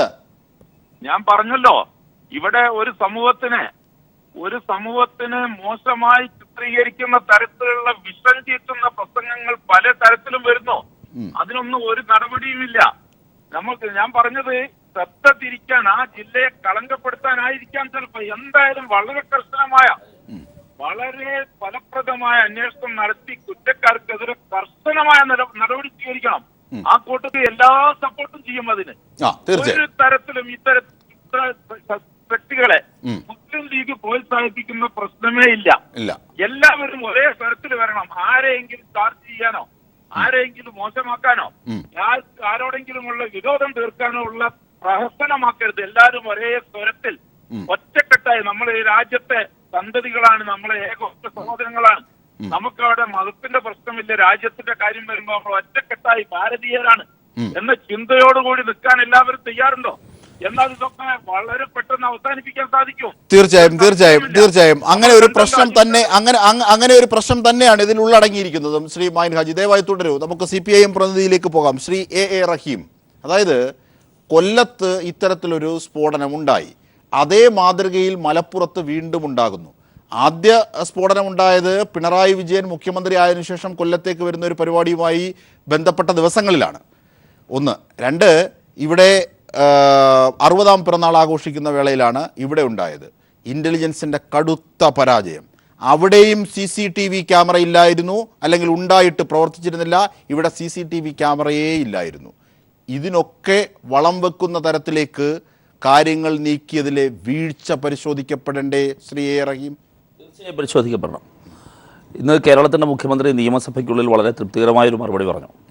സാധാരണ നിന്നും വ്യത്യസ്തമായി പ്രതിപക്ഷത്തിന് പോലും അത് സ്വീകാര്യമായിരുന്നു. അത് ശ്രീ ഗോപാലകൃഷ്ണനും ശ്രീ മായിൻ ഹാജിയും ഇവിടെ ബഹുമാനപ്പെട്ട ശ്രീ ജേക്കബ് ജോർജ് സാറെല്ലാം പറഞ്ഞതുപോലെ വളരെ കൃത്യമാണ്. എല്ലാവർക്കും അതിനകത്തൊരു അഭിപ്രായം തന്നെയാണുള്ളത്. പക്ഷേ ഇതിനെ നമ്മൾ കാണേണ്ടത്, ഇപ്പോൾ തുടർച്ചയായി ഇതിന് സമാനമായ സംഭവങ്ങളുണ്ടാകുന്നു. ഒരേ ടീം തന്നെയാണ് എന്ന് കരുതാൻ കഴിയുന്ന വിധം കാര്യങ്ങളുണ്ടാകുന്നു. ആ ഉണ്ടാകുന്ന കാര്യങ്ങളിൽ കേന്ദ്ര ഏജൻസിക്ക് പരാജയം ഉണ്ടാകുന്നു. പരാജയം എന്ന് പറയുന്നത് പഴിചാരുകയല്ല, നമുക്ക് കണ്ടെത്താനാകുന്നില്ല ഈ ടീമിനെ. ഇത് വളരെ അപകടകരമായൊരവസ്ഥയാണ്, അതിൽ സംശയമൊന്നുമില്ല. ഇവിടെ ശ്രീ ഗോപാലകൃഷ്ണൻ ഇക്കാര്യത്തിൽ പറഞ്ഞതിൽ ഒരു ഭാഗം, എല്ലാം പിടിക്കണം, നന്നായിരിക്കണം എന്നെല്ലാം പറഞ്ഞതിന് ശേഷം അദ്ദേഹം 2-3 കാര്യങ്ങൾ പറഞ്ഞ് ഉറപ്പിക്കാൻ വേണ്ടി ശ്രമിച്ചു. ഒന്ന്, കേരളം തീവ്രവാദികളുടെ ഒളിത്താവളമായി മാറുന്നു. 2, ഭീകരവാദത്തിന് അനുകൂലമായ നിലപാട് പല കോണുകളിൽ നിന്നും ഉയരുന്നു. ഈ 2 കാര്യങ്ങളാണ് അദ്ദേഹം പ്രധാനമായും ഊന്നാൻ ശ്രമിച്ചത്. മറ്റൊരു കാര്യം അദ്ദേഹം പറഞ്ഞത്, കേരളത്തിൽ നടക്കുന്ന ഭീകരവാദത്തെക്കുറിച്ചാണ് ഞാൻ സംസാരിക്കുന്നത്. ഞാൻ അവിടെ നിന്ന് തുടങ്ങാൻ ആഗ്രഹിക്കുകയാണ്. കേരളത്തിൽ മാത്രമായി ഒരു ഭീകരവാദ പ്രവർത്തനം നടത്താൻ കഴിയില്ല. അങ്ങനെ ഒരു മാപിനെ വെച്ച് നിങ്ങൾക്ക് അളന്നു നോക്കാനും കഴിയില്ല. ഇപ്പോൾ സമീപകാലത്ത് വന്നത് IS-മായി ബന്ധപ്പെട്ട് കനകമലയിലെ സംഭവം ഞാനതിനെ വളരെ ഗൗരവത്തോടെ കാണുകയാണ്. ആ കനകമലയിൽ NIA-ക്കും കേന്ദ്ര ഇൻ്റലിജൻസ് ബ്യൂറോയ്ക്കും കണ്ടെത്താൻ കഴിഞ്ഞ കാര്യങ്ങൾ, കേരള പോലീസിൻ്റെ സഹായത്തോടു കൂടി അവിടെ അവരെ പിടിക്കാൻ കഴിഞ്ഞത്, നമുക്ക് ഈ രംഗത്തുള്ള ഏറ്റവും നല്ല, ഇപ്പോൾ പറഞ്ഞല്ലോ വീഴ്ചയെക്കുറിച്ച്, കനത്ത വീഴ്ചയില്ലാതെ NIA അവിടെ കൊണ്ടുപോവുകയായിരുന്നു എന്നാണ് വാർത്തകൾ. അല്ല, അതവിടെ നിൽക്കട്ടെ. ഈ കേരളത്തിൻ്റെ അങ്ങനെ കേന്ദ്ര ഏജൻസികളാരും പരസ്യമായി പറയില്ല. കേരള സർക്കാരിനെ അക്കാര്യത്തിലുണ്ടാകേണ്ട എല്ലാ കാര്യങ്ങളും ചെയ്തിട്ടുണ്ട്. NIA മാത്രമായിട്ട് വന്ന് അങ്ങനെയൊന്നുമല്ല. എന്തായാലും ഈ പറഞ്ഞ നേട്ടങ്ങൾ ഞാൻ ഇതിലും NIA ഈ പറയുന്ന കേന്ദ്ര ഏജൻസി ഉൾപ്പെടെ നോക്കേണ്ടതല്ലേ. ഇപ്പോൾ തമിഴ്നാട്, കർണാടക, കേരളം, ഈ പറയുന്ന സീരീസിൽ ഇപ്പോൾ കേന്ദ്രത്തിനും പരാജയം, ഈ പറയുന്ന അങ്ങനെയാണെങ്കിൽ കേന്ദ്ര സർക്കാരിനും അതിലും ഞാൻ പറയുന്ന ഏതെങ്കിലും ഒരു ഏജൻസിയെ പ്രത്യേകിച്ച് മാറ്റി നിർത്തിയിട്ടല്ല. ഇപ്പോൾ കേരളത്തിൻ്റെ DGP മുമ്പ് NIA-യുടെ ഭാഗമായി പ്രവർത്തിച്ചിരുന്ന ആളാണ്. ഇപ്പോൾ അദ്ദേഹത്തെ പോലൊരു ഓഫീസർ തന്നെയാണല്ലോ ഇപ്പോഴും പ്രവർത്തിക്കുക. ഏതെങ്കിലും ഒരു പ്രത്യേക ഏജൻസിയുടെ കാര്യം എന്നുള്ളതല്ല. നമ്മുടെ ഏജൻസികളെ നമ്മൾ വിശ്വാസത്തിലെടുക്കുക തന്നെ വേണം. അത് കേന്ദ്രമാകട്ടെ, കേരളമാകട്ടെ, തമിഴ്നാടാകട്ടെ, കർണാടക ആകട്ടെ, നമ്മൾ വിശ്വാസത്തിലെടുക്കുക തന്നെ വേണം. അവർക്കത് ചെയ്യാൻ കഴിയും. ഒരു സംശയവും വേണ്ട, ഇതിലെ പ്രതികളെ പിടിക്കാൻ കഴിയും. അതിൻ്റെ മികവ് ഏതെങ്കിലും ഒരു ഭാഗത്തേക്ക് മാറ്റി നമ്മൾ വിഭജിച്ച് കൊടുക്കുകയും വേണ്ട. നമ്മളിതിനെല്ലാം ഒരു പൊതുവിൽ രാജ്യത്തിൻ്റെ താല്പര്യം എന്ന നിലയിൽ തന്നെ കാണുകയാണ് നല്ലത്. അന്വേഷണത്തെ അന്വേഷണ സംഘത്തിന് നിലയ്ക്ക് വിടുക എന്നുള്ളതാണ്. ഞാൻ ചോദിക്കുന്നതല്ല, ഇത് സംബന്ധിച്ച് ഉയർന്നു വരുന്ന പ്രശ്നങ്ങളിൽ രാഷ്ട്രീയമാകരുത് എന്ന് ശ്രീ ഗോപാലകൃഷ്ണൻ അഭ്യർത്ഥിക്കുന്നതോടൊപ്പം തന്നെ അദ്ദേഹം രാഷ്ട്രീയമായ നിലപാട് സ്വീകരിക്കുന്നു. അത് അപകടകരമാണ്. ഇപ്പോൾ എപ്പോഴാണ് കേരളം തീവ്രവാദികൾ, അദ്ദേഹം പറഞ്ഞു പണ്ട് മുതൽക്കേ അങ്ങനെയാണെന്ന്. തെറ്റാണ്. ഇന്ത്യയുടെ തന്നെ തീവ്രവാദവുമായി ബന്ധപ്പെട്ടുള്ള ചലനം വലിയൊരു മാറ്റമുണ്ടാകുന്നത് 90-കൾക്ക് ശേഷമാണ്. 92-ൽ ബാബറി മസ്ജിദ് തകർത്തു, നിങ്ങളാണ് തകർത്തത്. അതിനുശേഷം അരക്ഷിതമായ ഒരു മുസ്ലിം സമൂഹത്തെ ആഗോള തീവ്രവാദ ഗ്രൂപ്പുകൾക്ക് ക്രോഡീകരിക്കാനായി, ആകർഷിക്കാനായി, അതൊരു ദുരന്തമാണ്. ഒരുപാട് മുസ്ലിം ഗ്രൂപ്പുകളെ ആകർഷിക്കാനായി, മുസ്ലിം ചെറുപ്പക്കാരെ ആകർഷിക്കാനായി. ശ്രീ മായിൻ ഹാജി പറഞ്ഞെടുത്ത് ഞാൻ തെറ്റിദ്ധരുത്തുന്ന അവിടെയാണ്. മുസ്ലിം ലീഗ് പലപ്പോഴും പറയുന്നു ഞങ്ങളാരും തീവ്രവാദ പ്രവർത്തനത്തിന് കൂട്ടു നിൽക്കാറില്ല. ആണെന്ന് ഞാൻ പറയുന്നുമില്ല, അങ്ങനത്തെ ആരോപണമില്ല. പക്ഷെ നിങ്ങൾ മതപരതയ്ക്ക് കൂട്ടു നിൽക്കുന്നുണ്ട്. തീവ്രമായ മതബോധത്തിലേക്ക് ഈ ചെറുപ്പക്കാരെ പറഞ്ഞു വിടുകയും ആ തീവ്ര മതബോധത്തിൽ നിന്നാണ് പിന്നീട് അവർ തീവ്രവാദത്തിലേക്ക് ചുവടുവെക്കുന്നത്. അത് നിങ്ങളുടെ അറിവോടെയാണെന്ന് ഞാൻ പറയുന്നില്ല. പക്ഷേ മതപരതയിലേക്ക് ആ ചെറുപ്പക്കാരെ തള്ളിവിടുന്നത്, കുടുംബങ്ങളെ തള്ളിവിടുന്നതിൽ ലീഗിനും ലീഗുമായി ബന്ധപ്പെട്ട് നിൽക്കുന്ന വിവിധ മുസ്ലിം സംഘടനകൾക്കും പങ്കുണ്ട്. അത് കാണാതെ പോകരുത്, കാണാതെ പോയാൽ വലിയ അപകടത്തിലേക്ക് പോകും. 92-ൽ ബാബറി മസ്ജിദ് തകർന്നു. ശ്രീ ഗോപാലകൃഷ്ണൻ പറഞ്ഞു പണ്ട് മുതലേ തീവ്രവാദത്തിന്റെ കേന്ദ്രമാണെന്ന്. അങ്ങനെയല്ല സാർ. ബാബറി മസ്ജിദ് തകർന്നപ്പോൾ രാജ്യത്താകെ കലാപമുണ്ടായി. ഇന്ത്യയിൽ ഏറ്റവും കുറച്ചുപേർ കൊല്ലപ്പെട്ടത് കേരളത്തിലായിരുന്നു. 6 പേരാണ്. ഇന്ത്യയിൽ ഏറ്റവും കുറച്ച്. ബാബറി മസ്ജിദ് കലാപത്തിന് ശേഷം ഇന്ത്യയിലാകെ കലാപം ശക്തിപ്പെട്ടപ്പോൾ, ഹിന്ദു മുസ്ലിം വർഗീയ കലാപങ്ങളിൽ ഇരുകൂട്ടരും കൊല്ലപ്പെട്ടപ്പോൾ ഈ കേരളം കത്തി അമർന്നില്ല. കേരളത്തിൽ ഒരു ശമനമുണ്ടായിരുന്നു, പിടിച്ചു നിർത്താൻ കഴിഞ്ഞു. അങ്ങനെ പിടിച്ചു നിർത്താൻ കഴിഞ്ഞത് കേരളത്തിലൊരു ലെഫ്റ്റ് മൂവ്മെൻറ്റിൻ്റെയും പുരോഗമന പ്രസ്ഥാനങ്ങളുടെയും ഏറെക്കാലത്തെ പ്രവർത്തനങ്ങൾ നിലനിന്നതുകൊണ്ടാണ്. ഇവിടെ വരുന്ന പ്രശ്നം അതിനുശേഷം സ്ഥിതി മാറി. നിങ്ങൾ കേരളത്തെ തീവ്രവാദം എന്ന് പറഞ്ഞ് തിരിച്ചു പറയുന്നതാണ് ഞാൻ പറയുന്നത്. ഇവിടെ വരുന്ന അപകടം ഓൺലൈൻ ടെററിസം ഇപ്പോൾ ശക്തമാണ്. ഇപ്പോൾ നിങ്ങൾ ഈ കനകമലയിലെ കേസാകട്ടെ, ISIS-ലേക്ക് പോയവരാകട്ടെ, സ്വന്തം വീട്, സ്വന്തം അയൽപക്കക്കാർ, അവർക്ക് പോലും അറിയില്ല ഇവർക്ക് ഇങ്ങനെ ഒരു ബന്ധമുണ്ട് എന്ന്. ഇവരെങ്ങനെ ഇതിലേക്ക് ആകർഷിക്കപ്പെടുന്നു? അത് സാർവദേശികമായി നടന്നുകൊണ്ടിരിക്കുന്ന ഒരു ചലനത്തിന്റെ ഭാഗമാണ്. കേരളത്തിലെ ഏതെങ്കിലും ഒരു പ്രത്യേക സാഹചര്യമല്ല. കേരളത്തിൽ ആരെങ്കിലും പറഞ്ഞതിന്റെ ഭാഗമായിട്ടല്ല. കേരളം ഇതൊരു തീവ്രവാദത്തിന്റെ കേന്ദ്രമായി മാറുന്നു എന്ന് ശ്രീ ഗോപാലകൃഷ്ണൻ തെറ്റിദ്ധരിപ്പിക്കുന്നത് രാഷ്ട്രീയ പ്രേരിതമാണ്. അതരുത്. ഇവിടെ കേരളം എന്ന് പറയുന്നത് തീവ്രവാദത്തിന്റെ കേന്ദ്രമായി എന്ന് പ്രചരിപ്പിക്കുന്നത് അവർക്ക് വളരാൻ വേണ്ടിയിട്ടാണ്. കേരളം തീവ്രവാദികളുണ്ട് എന്നും തീവ്രവാദത്തിന്റെ ഡെസ്റ്റിനേഷനായി മാറിയെന്നും പറഞ്ഞാലേ ഇവർക്ക് വളരാനാവുകയുള്ളൂ. ദൈവത്തിന്റെ സ്വന്തം രാജ്യത്ത് ഇവർക്ക് സ്ഥാനമില്ല. അതുകൊണ്ട് ഇത് പക്ഷേ അങ്ങനെയാണെങ്കിൽ പോലീസും ഈ വാദത്തിന് ഒരുപക്ഷെ ഡയറക്റ്റ് ആയില്ലെങ്കിലും ഇൻഡയറക്റ്റായി മൂർച്ച കൂട്ടുന്ന ചില കാര്യങ്ങൾ പറഞ്ഞിട്ടുണ്ട്. ഒന്ന്, ഈ കണ്ടെത്തിയ ബേസ് മൂവ്മെന്റ് എന്നതിന്റെ യഥാർത്ഥ രൂപം എന്നത് അൽ-ഖായിദയാണ്, അതുമായി ബന്ധപ്പെട്ട കാര്യങ്ങളാണ്. ഇന്നലെ പറഞ്ഞു ഈ അല്ലുമയാണ്. ഇന്നും അതുമായി ബന്ധപ്പെട്ട കാര്യങ്ങൾ തന്നെയാണ് സൂചിപ്പിച്ചത്. മാധ്യമങ്ങളുടെ മുന്നിൽ പരസ്യമായി പറയാതിരുന്ന പല കാര്യങ്ങളും പോലീസ് പിന്നീട് രഹസ്യമായി പല വാർത്തകളായി പുറത്തുവിടുന്നു. പോലീസ് കൊടുക്കാതെ അറിയില്ല. പെൻഡ്രൈവിൽ കണ്ടത് പ്രധാനമന്ത്രിയെ വധിക്കുമെന്ന ഭീഷണിയാണ്, അല്ലെങ്കിൽ പാർലമെന്റിന്റെ ചിത്രങ്ങളാണ്. ഇതൊക്കെ ചില സൂചനകളാണ്. അത് പോലീസിന്റെ വീഴ്ചയല്ല, നിങ്ങളുടെ പോലീസിന്റെ വീഴ്ചയല്ല. അജിംഷാദ് പല സന്ദർഭങ്ങളിൽ ഉയർത്തിയതുപോലെ ഇത് സംസദ എക്സ്പ്രസോ മാലേഗാവോ അതുമായി ബന്ധപ്പെട്ട് ശ്രീ ഗോപാലകൃഷ്ണൻ പറഞ്ഞു അങ്ങനെ ഉണ്ടാകാൻ പാടില്ല. ഉണ്ടായതല്ല പ്രശ്നം, ഉണ്ടായത് പ്രശ്നമല്ല എന്നല്ല ഞാൻ പറഞ്ഞത്. ഉണ്ടായതിനു ശേഷം ആ യഥാർത്ഥ പ്രതികളിലേക്കല്ല ആദ്യം അന്വേഷണം പോയത്, വാർത്ത പോയത്. പ്രതിസ്ഥാനത്ത് നിർത്തിയത് വേട്ടയാടിയത് നിരപരാധികളെയായിരുന്നു, വേറൊരു സമുദായത്തെ ആയിരുന്നു. അതിനകത്താണ് ദുരുദ്ദേശം കൂടുതൽ നമ്മൾ കാണേണ്ടത്. അപ്പോൾ ഞാൻ അതിലേക്കൊന്നും ഇത് പോകുന്നില്ല. ഞാനിപ്പോൾ അകത്ത് കയറി വെടിവെക്കാൻ ഉദ്ദേശിക്കുന്നില്ല. അന്വേഷണ സംഘത്തിന്റെ വഴിക്ക് വിടുക ഒരു മുൻവിധാരണയ്ക്കും ഞാനില്ല. ഞാനിത് പറയുന്നത് കേരളത്തിൽ ഇത്തരം പ്രവർത്തനങ്ങൾ നടക്കാൻ പാടില്ല. ഇത്തരം പ്രവണതകൾ കേരളത്തിൽ ശക്തമാക്കുന്നതിന് അന്തർദേശീയ തലത്തിലും ദേശീയ സാഹചര്യത്തിലും ഉയർന്നു വന്നിരിക്കുന്ന ചില സാഹചര്യങ്ങളുണ്ട്. കേരളത്തിൽ നിന്ന് പതിവിൽ നിന്ന് വ്യത്യസ്തമായി ചെറുപ്പക്കാർ പോകുന്നുണ്ട്. അത് യാഥാർത്ഥ്യമല്ലേ? അങ്ങനെ പോകുന്നതിന് കാരണമായി മാറുന്നത് ഈ പറയുന്ന വിവിധ സംഘടനകൾ അവരുടേതായ ഉത്തരവാദിത്വമുണ്ട്. അവർ പറയുന്ന ഒരു തീവ്രവാദത്തിലേക്ക് വിടുന്നില്ല. പക്ഷെ മതപരതയിൽ അവർ ആറാടുകയാണ്. മതപരത ഒരു ഘട്ടം കഴിഞ്ഞ മതഭ്രാന്തിലേക്ക് മാറുന്നു. അതാണ് കാരശ്ശേരി മാഷ് വരുന്നുണ്ട്. കാരശ്ശേരി വലിയ അപകടകരമായ ഒരു അവസ്ഥയായി അതാണ് ശ്രീ റഹീം തുടർച്ചയായി. ഇതേ സമയം തന്നെ കേന്ദ്രത്തിൽ ഇപ്പോൾ അധികാരത്തിൽ വന്നിരിക്കുന്ന നരേന്ദ്രമോദി സർക്കാർ ഒരു ഇൻസെക്യൂരിറ്റി വർദ്ധിക്കുന്നുണ്ട്. ആ ഇൻസെക്യൂരിറ്റി വർദ്ധിക്കുന്നിടത്താണ് പ്രശ്നം. ജവഹർലാൽ നെഹ്റു പണ്ടൊരിക്കൽ പറഞ്ഞു, ഒരു കാര്യം പറഞ്ഞു അവസാനിക്കാം. നെഹ്റു പണ്ടൊരിക്കൽ പറഞ്ഞു, ഇന്ത്യ നിലനിൽക്കുന്നത് എങ്ങനെയാണ്? ഭൂരിപക്ഷത്തിന് എന്ത് തോന്നുന്നു എന്നല്ല, ന്യൂനപക്ഷം അരക്ഷിതാവസ്ഥയിലേക്ക് പോകാതിരിക്കുക. അരക്ഷിതരാണ് തങ്ങളെന്നൊരു തോന്നൽ ന്യൂനപക്ഷത്തിന്, സ്റ്റേറ്റിനുള്ള വിശ്വാസം പൗരന് നഷ്ടപ്പെടാതിരിക്കുക, ഏതെങ്കിലും ഒരു സമുദായത്തിന് നഷ്ടപ്പെടാതിരിക്കുക. അപ്പോൾ അത് നഷ്ടപ്പെടുന്ന വാർത്തകളാണ് ഇക്കഴിഞ്ഞ ദിവസം. അതാണ് വ്യക്തമാണ്. ശ്രീ കാരശ്ശേരി മാഷ്, അതായത് വലിയ ആശങ്കയാണ് മലപ്പുറത്തുണ്ടായ ഒരു സ്ഫോടനവുമായി ബന്ധപ്പെട്ടുണ്ടാകുന്നത്. അത് തുടർ സ്ഫോടനങ്ങളുടെ പല സൂചനകളും മുന്നറിയിപ്പുമുണ്ട്, പാർലമെന്റിന്റെ കാര്യമുണ്ട്, പ്രധാനമന്ത്രിക്കെതിരായ ഭീഷണിയുണ്ട്. അത്തരം കാര്യങ്ങളൊക്കെ അന്വേഷണ സംഘവും ഇവിടുത്തെ അധികൃതരും നോക്കട്ടെ, നമ്മുടെ പൗരന്മാരെയും നാടിനെയും രക്ഷിക്കാൻ. പക്ഷേ ഇത്തരം സ്ഫോടനങ്ങൾ ഉണ്ടാകുമ്പോൾ ഉയരുന്ന ആശങ്കകൾ രണ്ടു തരത്തിലുള്ളതാണ്. ഒന്ന്, സംജോത എക്സ്പ്രസിന്റെയും മാലേഗാവിന്റെയും മക്ക മസ്ജിദിന്റെയും മാതൃകയിൽ ഏതെങ്കിലും ഒരു സമുദായത്തെ ഇത്തരത്തിൽ ടെററൈസ് ചെയ്യാൻ ഉപയോഗിക്കുന്നുണ്ടോ? ഒന്ന്. രണ്ട്, ISIS പോലെയുള്ള സാധ്യതകൾ കേരളത്തിൽ പലയിടത്തും കണ്ടു. അത്തരത്തിൽ തീവ്രമായ മതബോധവുമായി ബന്ധപ്പെട്ടിറങ്ങുന്ന ചെറുപ്പക്കാർ ന്യൂനപക്ഷ വിഭാഗങ്ങൾ ഉണ്ട് എന്ന യാഥാർത്ഥ്യവുമുണ്ട്. അതൊരു പക്ഷേ ഇത്തരത്തിൽ തീവ്രവാദത്തിന് മൂർച്ചക്കൂട്ടാം. ഈ രണ്ട് വാദങ്ങളാണ് നമ്മുടെ മുമ്പിൽ ഇപ്പോൾ നിൽക്കുന്നത്. ഇതില് എന്താണ് സംഭവിച്ചത് എന്ന് പറയാനിപ്പോ നമുക്ക് സാധിക്കില്ല. പക്ഷെ നമുക്കറിയുന്ന ഒരു കാര്യമുണ്ട്, ഇതൊക്കെ മതമോ രാഷ്ട്രീയമോ അല്ല, വെറും ഭ്രാന്താണെന്നുള്ളതാണ് ഇതിന്റെ കാര്യം. ഇതിപ്പോ ഒരു കൂട്ടം മുസ്ലിം തീവ്രവാദികളെ അവരെ അപകടത്തിൽപ്പെടുത്താൻ വേണ്ടി, അവർക്ക് ചീത്തപ്പേരുണ്ടാക്കാൻ വേണ്ടി ഹിന്ദുക്കൾക്കിടയിലെ തീവ്രവാദികൾ നടത്തിയതാണോ അതോ മറ്റൊരു നടത്തിയതാണോ നമുക്ക് അറിയാൻ പറ്റില്ല.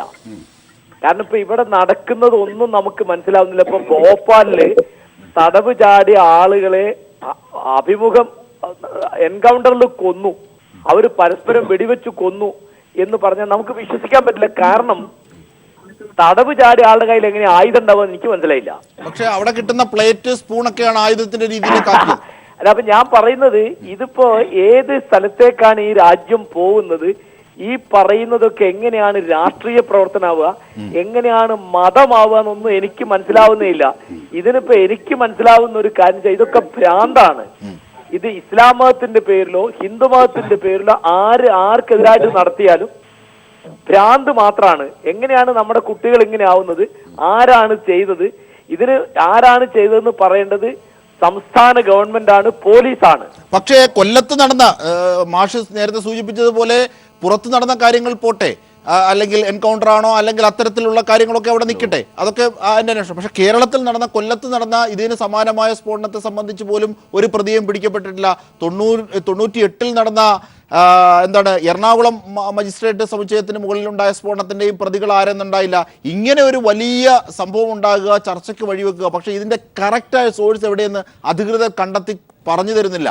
നമുക്ക് അതിനെതിരെ രാഷ്ട്രീയ ജാഗ്രതയും സാമൂഹിക സാംസ്കാരിക ജാഗ്രതയും പുലർത്തണമെങ്കിൽ അത് ഏത് കോണുകളിൽ നിന്നാണെന്ന് അറിയണം. അതിന് അധികൃതർ തയ്യാറാകുന്നില്ല. ഈ ഘട്ടത്തിലാണ് എന്ത് തരം രാഷ്ട്രീയ ഇച്ഛാശക്തിയാണ് ഇത്തരം സംഭവ വികാസങ്ങളിൽ നാം ഒരുമിച്ചെടുക്കേണ്ടത്? വളരെ പ്രധാനമാണ്. ഈ മതവർഗീയത, മതരാഷ്ട്രവാദം, മതമൗലികവാദം, മതഭീകരവാദം തുടങ്ങിയുള്ള ജീർണതകളെ, അപകടങ്ങളെ എല്ലാ പാർട്ടിക്കാരും എല്ലാ മതക്കാരും എല്ലാ മാധ്യമങ്ങളും ആത്മാർത്ഥമായി അപലപിക്കുകയും അവരെ ഒറ്റപ്പെടുത്തുകയും വേണം. ഇപ്പോ ഒരു തീവ്രവാദ പ്രവർത്തനം നടത്തിയ ഒരാൾക്ക് നമ്മുടെ മാധ്യമങ്ങളിൽ കിട്ടുന്ന ശ്രദ്ധ എത്രയാണ്, സമൂഹത്തില് ഒരു നിലയ്ക്ക് നിഷേധാത്മകമായിട്ടാണെങ്കിലും അവർക്ക് കിട്ടുന്ന അംഗീകാരവും ശ്രദ്ധ എത്രയാണ്. അതുപോലെ എന്തുകൊണ്ടാണ് വളരെ കൃത്യമായി നമ്മുടെ പാർട്ടിക്കാരും മുന്നണിക്കാരും ഇതിനെ കൈകാര്യം ചെയ്യാത്തത്? പോലീസ് വളരെ മിടുക്കുള്ള പോലീസാണ് കേരളത്തിലുള്ളത്. അത് രാഷ്ട്രീയമായ ഇടപെടലില്ലെങ്കിൽ എങ്ങനെയാണ് പോലീസ് ഇത്ര നിർജീവമായിട്ട് നിഷ്ക്രിയമായിട്ട് ഇരിക്കുന്നത് എനിക്ക് മനസ്സിലാവില്ല. ഇപ്പൊ ക്രിമിനൽ പുള്ളികളെ പിടിക്കുന്നതിലൊക്കെ ഇത്രയധികം മിടുക്കുള്ള പോലീസ് അപൂർവമാണ്. അതാണ്, അങ്ങനെയാണ് മാഷ് നേരത്തെ സൂചിപ്പിച്ചതുപോലെ അത്തരത്തിലൊരു സമ്മർദ്ദം പോലീസിന്റെ മേലുണ്ടോ, അതോ അത്തരത്തിലുള്ള സമ്മർദ്ദം സ്വാഭാവികമായി ഒരു രാഷ്ട്രീയ കോണിൽ നിന്നും അല്ലാതെ ഉണ്ടാകുന്നതാണോ? അങ്ങനെയാണെങ്കിൽ നമുക്ക് പല പരിപ്രേക്ഷ്യങ്ങളിലൂടെ ചർച്ച വികസിപ്പിക്കേണ്ടതുണ്ട്. ശ്രീ ജോർജ് ജോസഫിലേക്ക് എത്തുന്നതിന് മുമ്പ് ഒരു ചെറിയ ഇടവേള. ചർച്ച തുടരുമ്പോൾ ശ്രീ ജോർജ് ജോസഫ്, അതായത് ചില സംശയങ്ങളാണ്, ഒരുപക്ഷെ ചില കോണുകൾ അത് ദുരൂഹമാണെന്നും ഒക്കെ ഉണ്ടാകാം. ഇന്ന് നിയമസഭയിൽ പ്രതിപക്ഷം പറഞ്ഞു ഇത് ന്യൂനപക്ഷ വിരുദ്ധമായി അല്ലെങ്കിൽ ഒരു പ്രത്യേക സമൂഹത്തിനെതിരെ ഒക്കെ ഉള്ളതാകാൻ വരട്ടെ എന്ന്. അങ്ങനെയൊന്നും ഇവിടെ ആരും ചെയ്യുന്നില്ല. ഈ കണ്ടെത്തിയ സൂചനകളെ അതുപോലെ തന്നെ പറയുന്നു എന്നതേ ഉള്ളൂ. അതിൽ എല്ലാത്തരം ആശങ്കകളും പോലീസ് കൃത്യമായി പങ്കുവയ്ക്കുകയും ചെയ്യുന്നു. പക്ഷേ പ്രഷർ കുക്കറിലാണ് പൊട്ടിയെന്ന് പറഞ്ഞു. പക്ഷേ ആ വിഷ്വലിലൊന്നും പ്രഷർ കുക്കർ കണ്ടില്ല. ഒരുപക്ഷെ കാർ ഉയരുന്ന തരത്തിലേക്കുള്ള ഒരു സ്ഫോടനം ഉണ്ടാകുമ്പോൾ ആ പ്രഷർ കുക്കറിൻ്റെ അംശങ്ങൾ തിരിച്ചറിയാൻ പാകാത്ത വിധം ചിതറിപ്പോകുമോ? എങ്ങനെയാണത്? നല്ല എക്സ്പ്ലോഷൻ ആയിരുന്നു, നല്ല ശബ്ദമായിരുന്നു, കാർ അതുപോലെ ഉയർന്നു പൊങ്ങി. അപ്പം ചോറ്റുപാത്രം ആയാലും ശരി, പ്രഷർ കുക്കർ ആയാലും ആ കണ്ടെയ്നർ പൊട്ടിത്തെറിക്കും. അത് ചീള് അവിടെ നിന്ന് കിട്ടിയിട്ടുണ്ടാവും പോലീസിന്. പക്ഷെ നമുക്ക് ഇത് ഒന്ന് പല കാര്യങ്ങളും കൂടുമ്പം ഇന്നും നമുക്ക് ഇതിൻ്റെ പിന്നിൽ ആരാണെന്നോ ഇത് എന്തിനു വേണ്ടി ഇങ്ങനെ ടെററൈസ് ചെയ്യുന്നതെന്ന് നമുക്ക് ഇതുവരെ മനസ്സിലാകും, കണ്ടെത്തിയിട്ടില്ല. പക്ഷേ മാസങ്ങൾ കഴിഞ്ഞു. ഇല്ല, അതിനകത്ത് ചില കാര്യങ്ങളുണ്ട്. ഞാൻ ഈ പെരുമ്പാവൂർ ഒരു സംഭവം ഉണ്ടായി. അവിടെ വിജിലൻസ് ആണെന്ന് പറഞ്ഞ് അയാളുടെ പേര് അബ്ദുൽ ഹാലിം, ഒരു 4-5 പേരും വീട്ടിൽ കയറി റോബറി സ്വർണം നടത്തി. ആ അബ്ദുൽ ഹാലിമെ കളമശ്ശേരി ബസ് കത്തിക്കൽ കേസിനകത്തും കോഴിക്കോട് സ്ഫോടന കേസിലും പ്രതിയായിരുന്നു. തടിയൻ്റെ നസീറുമായിട്ട് ബന്ധമുണ്ട്. അപ്പം അവർ ഈ ഭീകരപ്രവർത്തനത്തിനൊക്കെ പോകുന്നെങ്കിലും അവർക്ക് മണി വരുന്നില്ല. സാമ്പത്തികമായിട്ട് ഒരു ഇത് കിട്ടാത്തതുകൊണ്ടാണ് അവർ ഇങ്ങനെ റോബറി നടത്താൻ പോകുന്നതിന് ഞാൻ തോന്നുന്നു. അവർക്ക് മണിയുടെ ഫോറിനിൽ എവിടെന്നെങ്കിലും ഒരു സോഴ്സ് ഉണ്ടെങ്കിൽ അവർ അതേ യൂസ് ചെയ്യുള്ളൂ. ഇവർ ഈ സ്ഫോടനം നടത്തുക, അതോടൊപ്പം തന്നെ മോഷണം നടത്തുകയും ചെയ്യുന്നു, ചീറ്റ് ചെയ്ത് പൈസ എടുക്കും. ഇനി നമുക്ക് വേറെ ഇതുവരെ ക്ലൂ ഇല്ലാത്തൊരു കേസുണ്ട്. 5.5 കോടി രൂപയുടെ പഴയ നോട്ട് ട്രെയിനിൽ നിന്ന് മദ്രാസിൽ പോയപ്പം ആ പണം എവിടെ പോയെന്ന് അറിഞ്ഞുകൂടാ. അത് കൊള്ളയടിച്ചതാണ്. അല്ലല്ല, മുകളിൽ തുറന്ന് അല്ലേ, എന്തായിക്കോട്ടെ, ആളെ പിടിച്ചില്ലല്ലോ, ആളെ പിടിച്ചില്ല. ഇനിയുണ്ട് ഡാക്കയിലെ ഉള്ള ബംഗ്ലാദേശിലെ ഭീകരപ്രവർത്തനം നടത്തുന്ന അവർക്കും തീർച്ചയായും ഇന്ത്യയിൽ അല്ലെങ്കിൽ കേരളത്തിൽ അവിടുത്തെ തൊഴിലാളികൾ ഒത്തിരി പേരുണ്ട്. ബംഗാളികളാണെന്ന് വന്ന് പറയുന്നത് മുഴുവൻ ഈ ബംഗ്ലാദേശിൽ നിന്നുള്ളവരാണ്. അപ്പോൾ അത് നമുക്കൊരു കുറേ വർഷങ്ങളായിട്ട് 10-20 വർഷമായിട്ട് അവിടുന്ന് തൊഴിലാളികളിവിടെ വരുന്നുണ്ട്. അപ്പോൾ ഡാക്കയിലെ ബാങ്ക് റോബറി, റിസർവ് ബാങ്ക് 560 കോടി രൂപയാണ് കൊണ്ടുപോയത്. അത് ഇന്ന് വരെ എങ്ങോട്ട് പോയെന്ന് അവിടുത്തെ പോലീസിനോ ഇന്ത്യൻ പോലീസിലോ വേൾഡിലെ CIAക്കോ ആർക്കും ഇന്ന് വരെ കണ്ടെത്താൻ പറ്റിയില്ല. അപ്പോൾ ഈ പണം എവിടെ പോണു, എന്തിനു പോണു? അപ്പോൾ അതൊരു വഴി കൂടെ പോകുന്നു.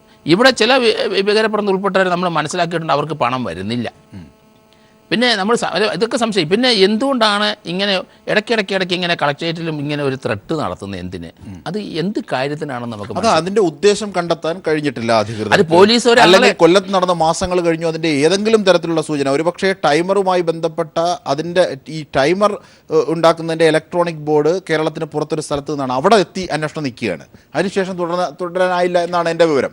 പക്ഷേ അത്തരം അന്വേഷണങ്ങളുടെ ഒക്കെ ഘട്ടം അവിടെ നിൽക്കുന്നു. ഇത് ആരാണെന്ന് കണ്ടെത്തുന്നില്ല. ഇപ്പോൾ താങ്കൾ പറഞ്ഞതുപോലെ ഈ സാധ്യതകളുടെ പുകമുറയിൽ പലരും ബലിയാടുകളാകാം. അത് ശരിയല്ല മനുഷ്യാവകാശപരമായി. അങ്ങനെയുള്ള സാധ്യത, ഈ മുന്നറിയിപ്പ് സൂചന നൽകുന്ന എന്തൊക്കെ? ഇവിടെ പോലീസ് ക്രിയാത്മകമായി എന്തൊക്കെ തരത്തിലാണ്? ഒന്ന്, പൗരന്മാരെ രക്ഷിക്കണം, നടന്നതിനെക്കുറിച്ച് കൃത്യമായ വിവരം ഉണ്ടാകണം.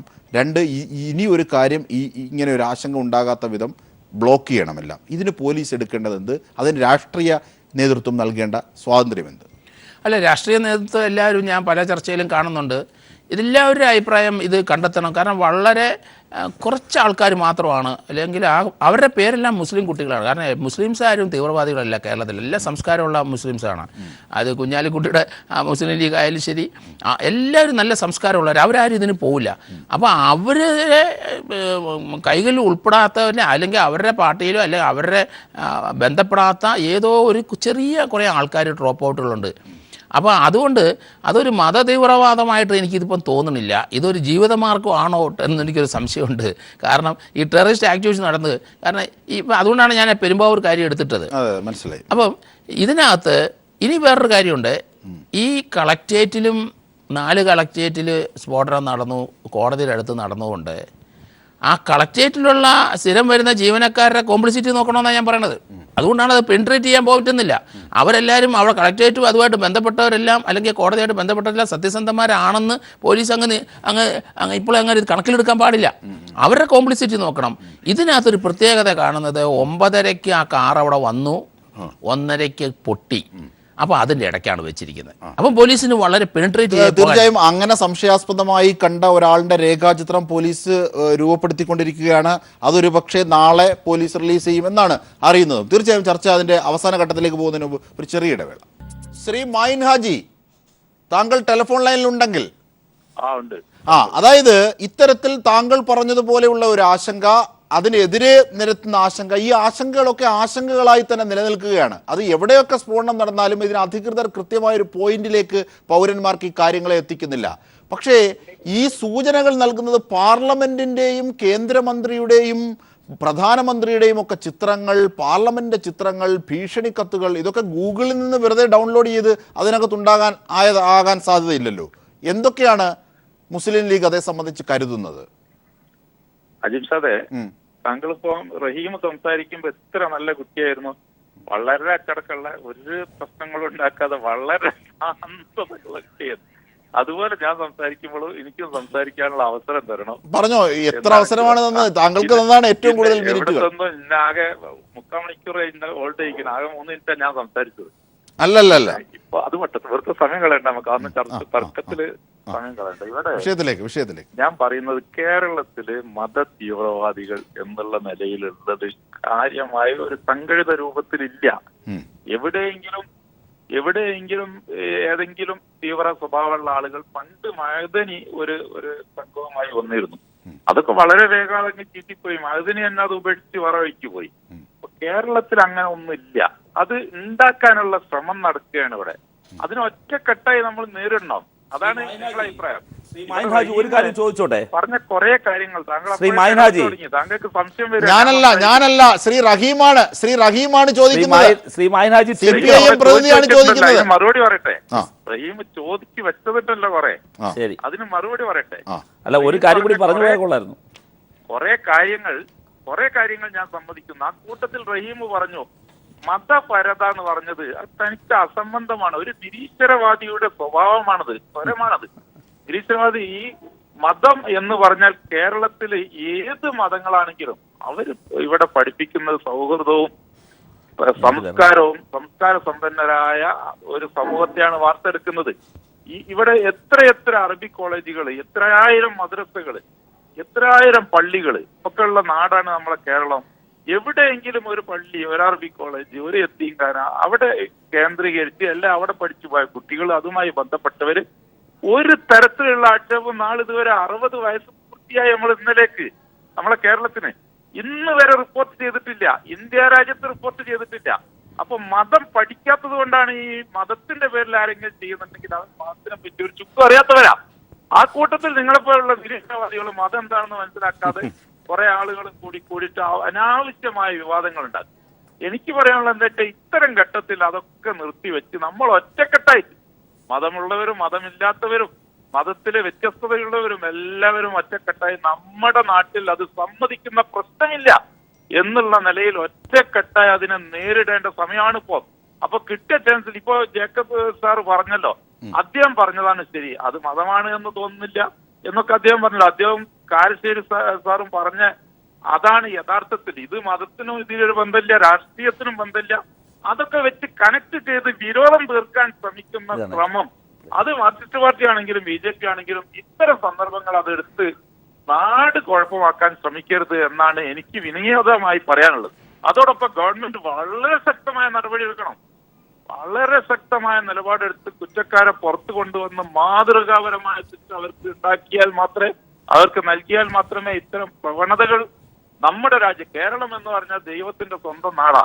ആ ദൈവത്തിന്റെ സ്വന്തം നാട് എന്നുള്ള നിലയിൽ തന്നെ ലോകാവസാനം വരെ മതത്തിന്റെ വ്യത്യാസമോ രാഷ്ട്രീയ വ്യത്യാസമോ ഒരു തരത്തിലുള്ള വ്യത്യസ്തതയും ഇല്ലാതെ ശരിയാണ്. ആ നിലപാട് തന്നെയാണ് ലീഗിനുള്ളത്. അത്തരത്തിൽ മതേതരത്വത്തിന്റെയും സമാധാനത്തിന്റെയും വക്താക്കളാണ് ലീഗ് എന്നാണ് എപ്പോഴും പറയുന്നത്. തീർച്ചയായും ശ്രീ റഹീം, ലീഗ് പഠിപ്പിച്ച മതം വലിയ മതമാണ്. ലീഗ് കേരളത്തിൽ ലീഗാണ് മതത്തിൻ്റെ മാതൃകയായി, ഇസ്ലാമിൻ്റെ മാതൃകയായി പറയുന്നതെങ്കിൽ വലിയ ബുദ്ധിമുട്ടാണ് ശ്രീ മൈൻ ഹാജി. ഞാൻ ചോദിച്ചല്ലോ, ഞാൻ ഇടയ്ക്ക് ഇടപെടാൻ ശ്രമിച്ചത്, കേരളത്തിൽ തീവ്രവാദ ബന്ധമോ തീവ്രവാദ പ്രവർത്തനങ്ങളോ നടത്തുന്ന സംഘടനകളില്ല എന്ന് താങ്കൾ പറഞ്ഞല്ലോ. ഞാൻ ചോദിക്കുന്നു, എന്നിട്ട് നിങ്ങൾ മഅദനിയുടെ പേര് പറഞ്ഞു, മഅദനി ഉപേക്ഷിച്ച കാര്യവും പറഞ്ഞു. ഞാൻ ചോദിക്കട്ടെ, പോപ്പുലർ ഫ്രണ്ടിനെ ഇന്ത്യൻ യൂണിയൻ മുസ്ലിം ലീഗ് ഏത് ഗണത്തിലാണ് പെടുത്തുന്നത്? അങ്ങ് പറഞ്ഞിട്ട് ഞാൻ ബാക്കി പറയാം. പോപ്പുലർ ഫ്രണ്ട് അത് തീവ്രവാദ സ്വഭാവമുള്ളവരാണ് എന്ന് പറഞ്ഞിട്ട് ഞങ്ങളല്ലല്ലോ, പാർട്ടിയല്ല അവർ കട്ടൗട്ടാക്കി നോക്കുകയാണ്. പ്രാദേശികമായ പഞ്ചായത്ത് തെരഞ്ഞെടുപ്പ്, മറ്റു തെരഞ്ഞെടുപ്പുകളൊക്കെ അവരെ കൈപിടിച്ച് ഉയർത്തിയിട്ട് പഞ്ചായത്ത് മെമ്പർമാരെയും മുനിസിപ്പൽ മെമ്പർമാരെയും ഒക്കെ ഉണ്ടാക്കി കൊടുത്ത പാർട്ടി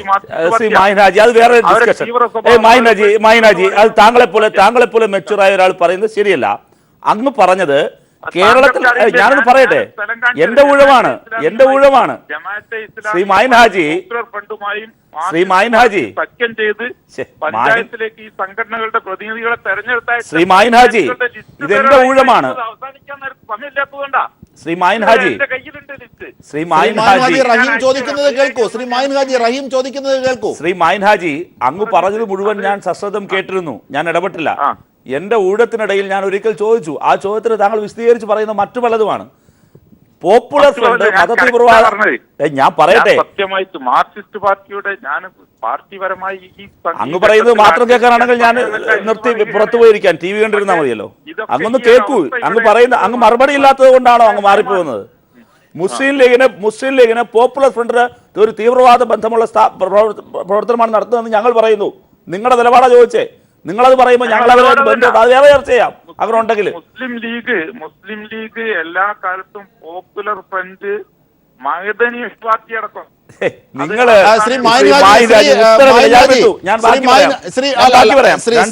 ഞാൻ പറഞ്ഞു അത് പറഞ്ഞു മതപരത എന്ന് പറയുന്നത്. ഞാൻ മതപരത എന്ന് പറഞ്ഞത് എന്താ? അന്ധമായ തീവ്രമായ മതം. ഒരു മതവിശ്വാസിക്കും ഈ തീവ്രവാദിയാകാനാകില്ല. അത് താങ്കളുടെ പ്രത്യേക സർട്ടിഫിക്കറ്റ് വേണ്ട. എം.എൻ. കാരശ്ശേരി മാഷ് പറഞ്ഞതും ജോർജ് ജോസഫ് സാർ പറഞ്ഞതും ഞാൻ പറയുന്നതും ഈ നാട്ടിലെ മുഴുവൻ പേര് പറയുന്നത് അത് തന്നെയാണ്. ഏതെങ്കിലും മതവിശ്വാസിക്ക് വർഗീയവാദിയോ തീവ്രവാദിയോ ആകാനാകില്ല. അത് ഏത് സ്പെഷ്യലിസ്റ്റ് ആകാനാകില്ല. അത് ലീഗിന്റെ പ്രത്യേക സർട്ടിഫിക്കറ്റ് ഉണ്ട്. പക്ഷേ ഇവിടെ ഞാൻ പറഞ്ഞെന്താ, അന്ധമായ മതപരത എന്ന് ഞാൻ പറഞ്ഞത് ഞാൻ വിശദീകരിക്കാം. നിങ്ങൾ മറ്റുള്ളവരുമായി സഹകരിക്കാൻ പാടില്ല. എന്തെല്ലാം കാര്യങ്ങളാണ് പറയുന്നത്? മറ്റു ആഘോഷങ്ങൾ, ആചാരങ്ങൾ, ഐസൊലേറ്റഡ് ആയ അന്ധവിശ്വാസങ്ങളുടെയും അനാചാരങ്ങളുടെയും തടവറയിലേക്ക് മുസ്ലിം സമുദായത്തെ വലിച്ചെറിയുന്നുണ്ട്. അങ്ങനെ വലിച്ചെറിയപ്പെടുന്ന സമുദായമാണ് അതിലൊരു വിഭാഗം ഈ പറയുന്ന പോലെ തീവ്രവാദ പ്രവർത്തനത്തിലേക്ക് ഓൺലൈൻ വഴി ആകർഷിക്കപ്പെടുന്നുണ്ട്. അത് ശരിയാണ്. അത് എന്തുകൊണ്ട് കാണുന്നില്ല? അവിടെയാണ് നിങ്ങൾ ഇടപെടേണ്ടത്. തീർച്ചയായും ഒരു ഇടവേള അനിവാര്യമായതുകൊണ്ട് മാത്രമാണ് ഇടവേള.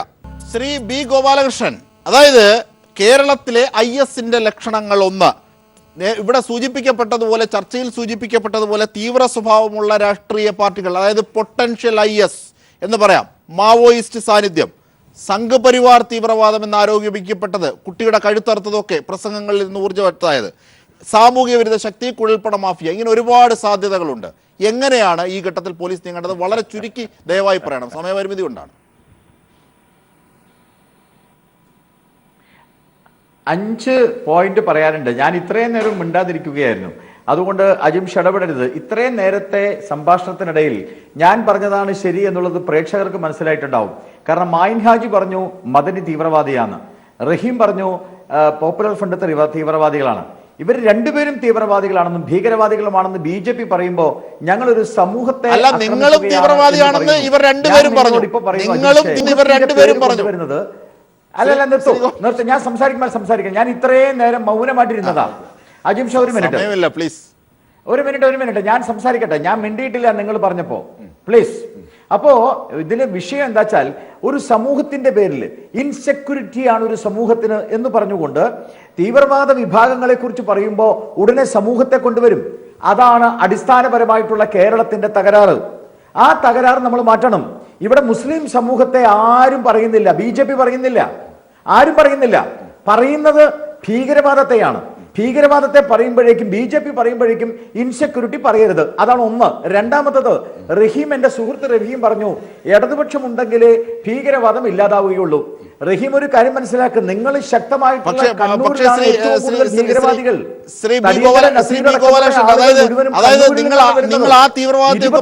പർഗാനകൾ എന്ന് പറയുന്ന ബംഗാളിലെ 24 പർഗാനകളിലാണ് ആദ്യത്തെ ഭീകരവാദം ഉണ്ടാകുന്നത് ഇന്ത്യയിൽ. സമയപരിമിതി കൊണ്ട് ചർച്ചയെ പൂർത്തീകരിക്കാനായില്ല. ശ്രീ ജോർജ് ജോസഫിലേക്ക് ഇതിന്റെ പല കാര്യങ്ങളും സാങ്കേതികമായി കൂടി ചോദിക്കാൻ എത്തേണ്ടതായിരുന്നു, അതും ആയില്ല, ക്ഷമിക്കുക.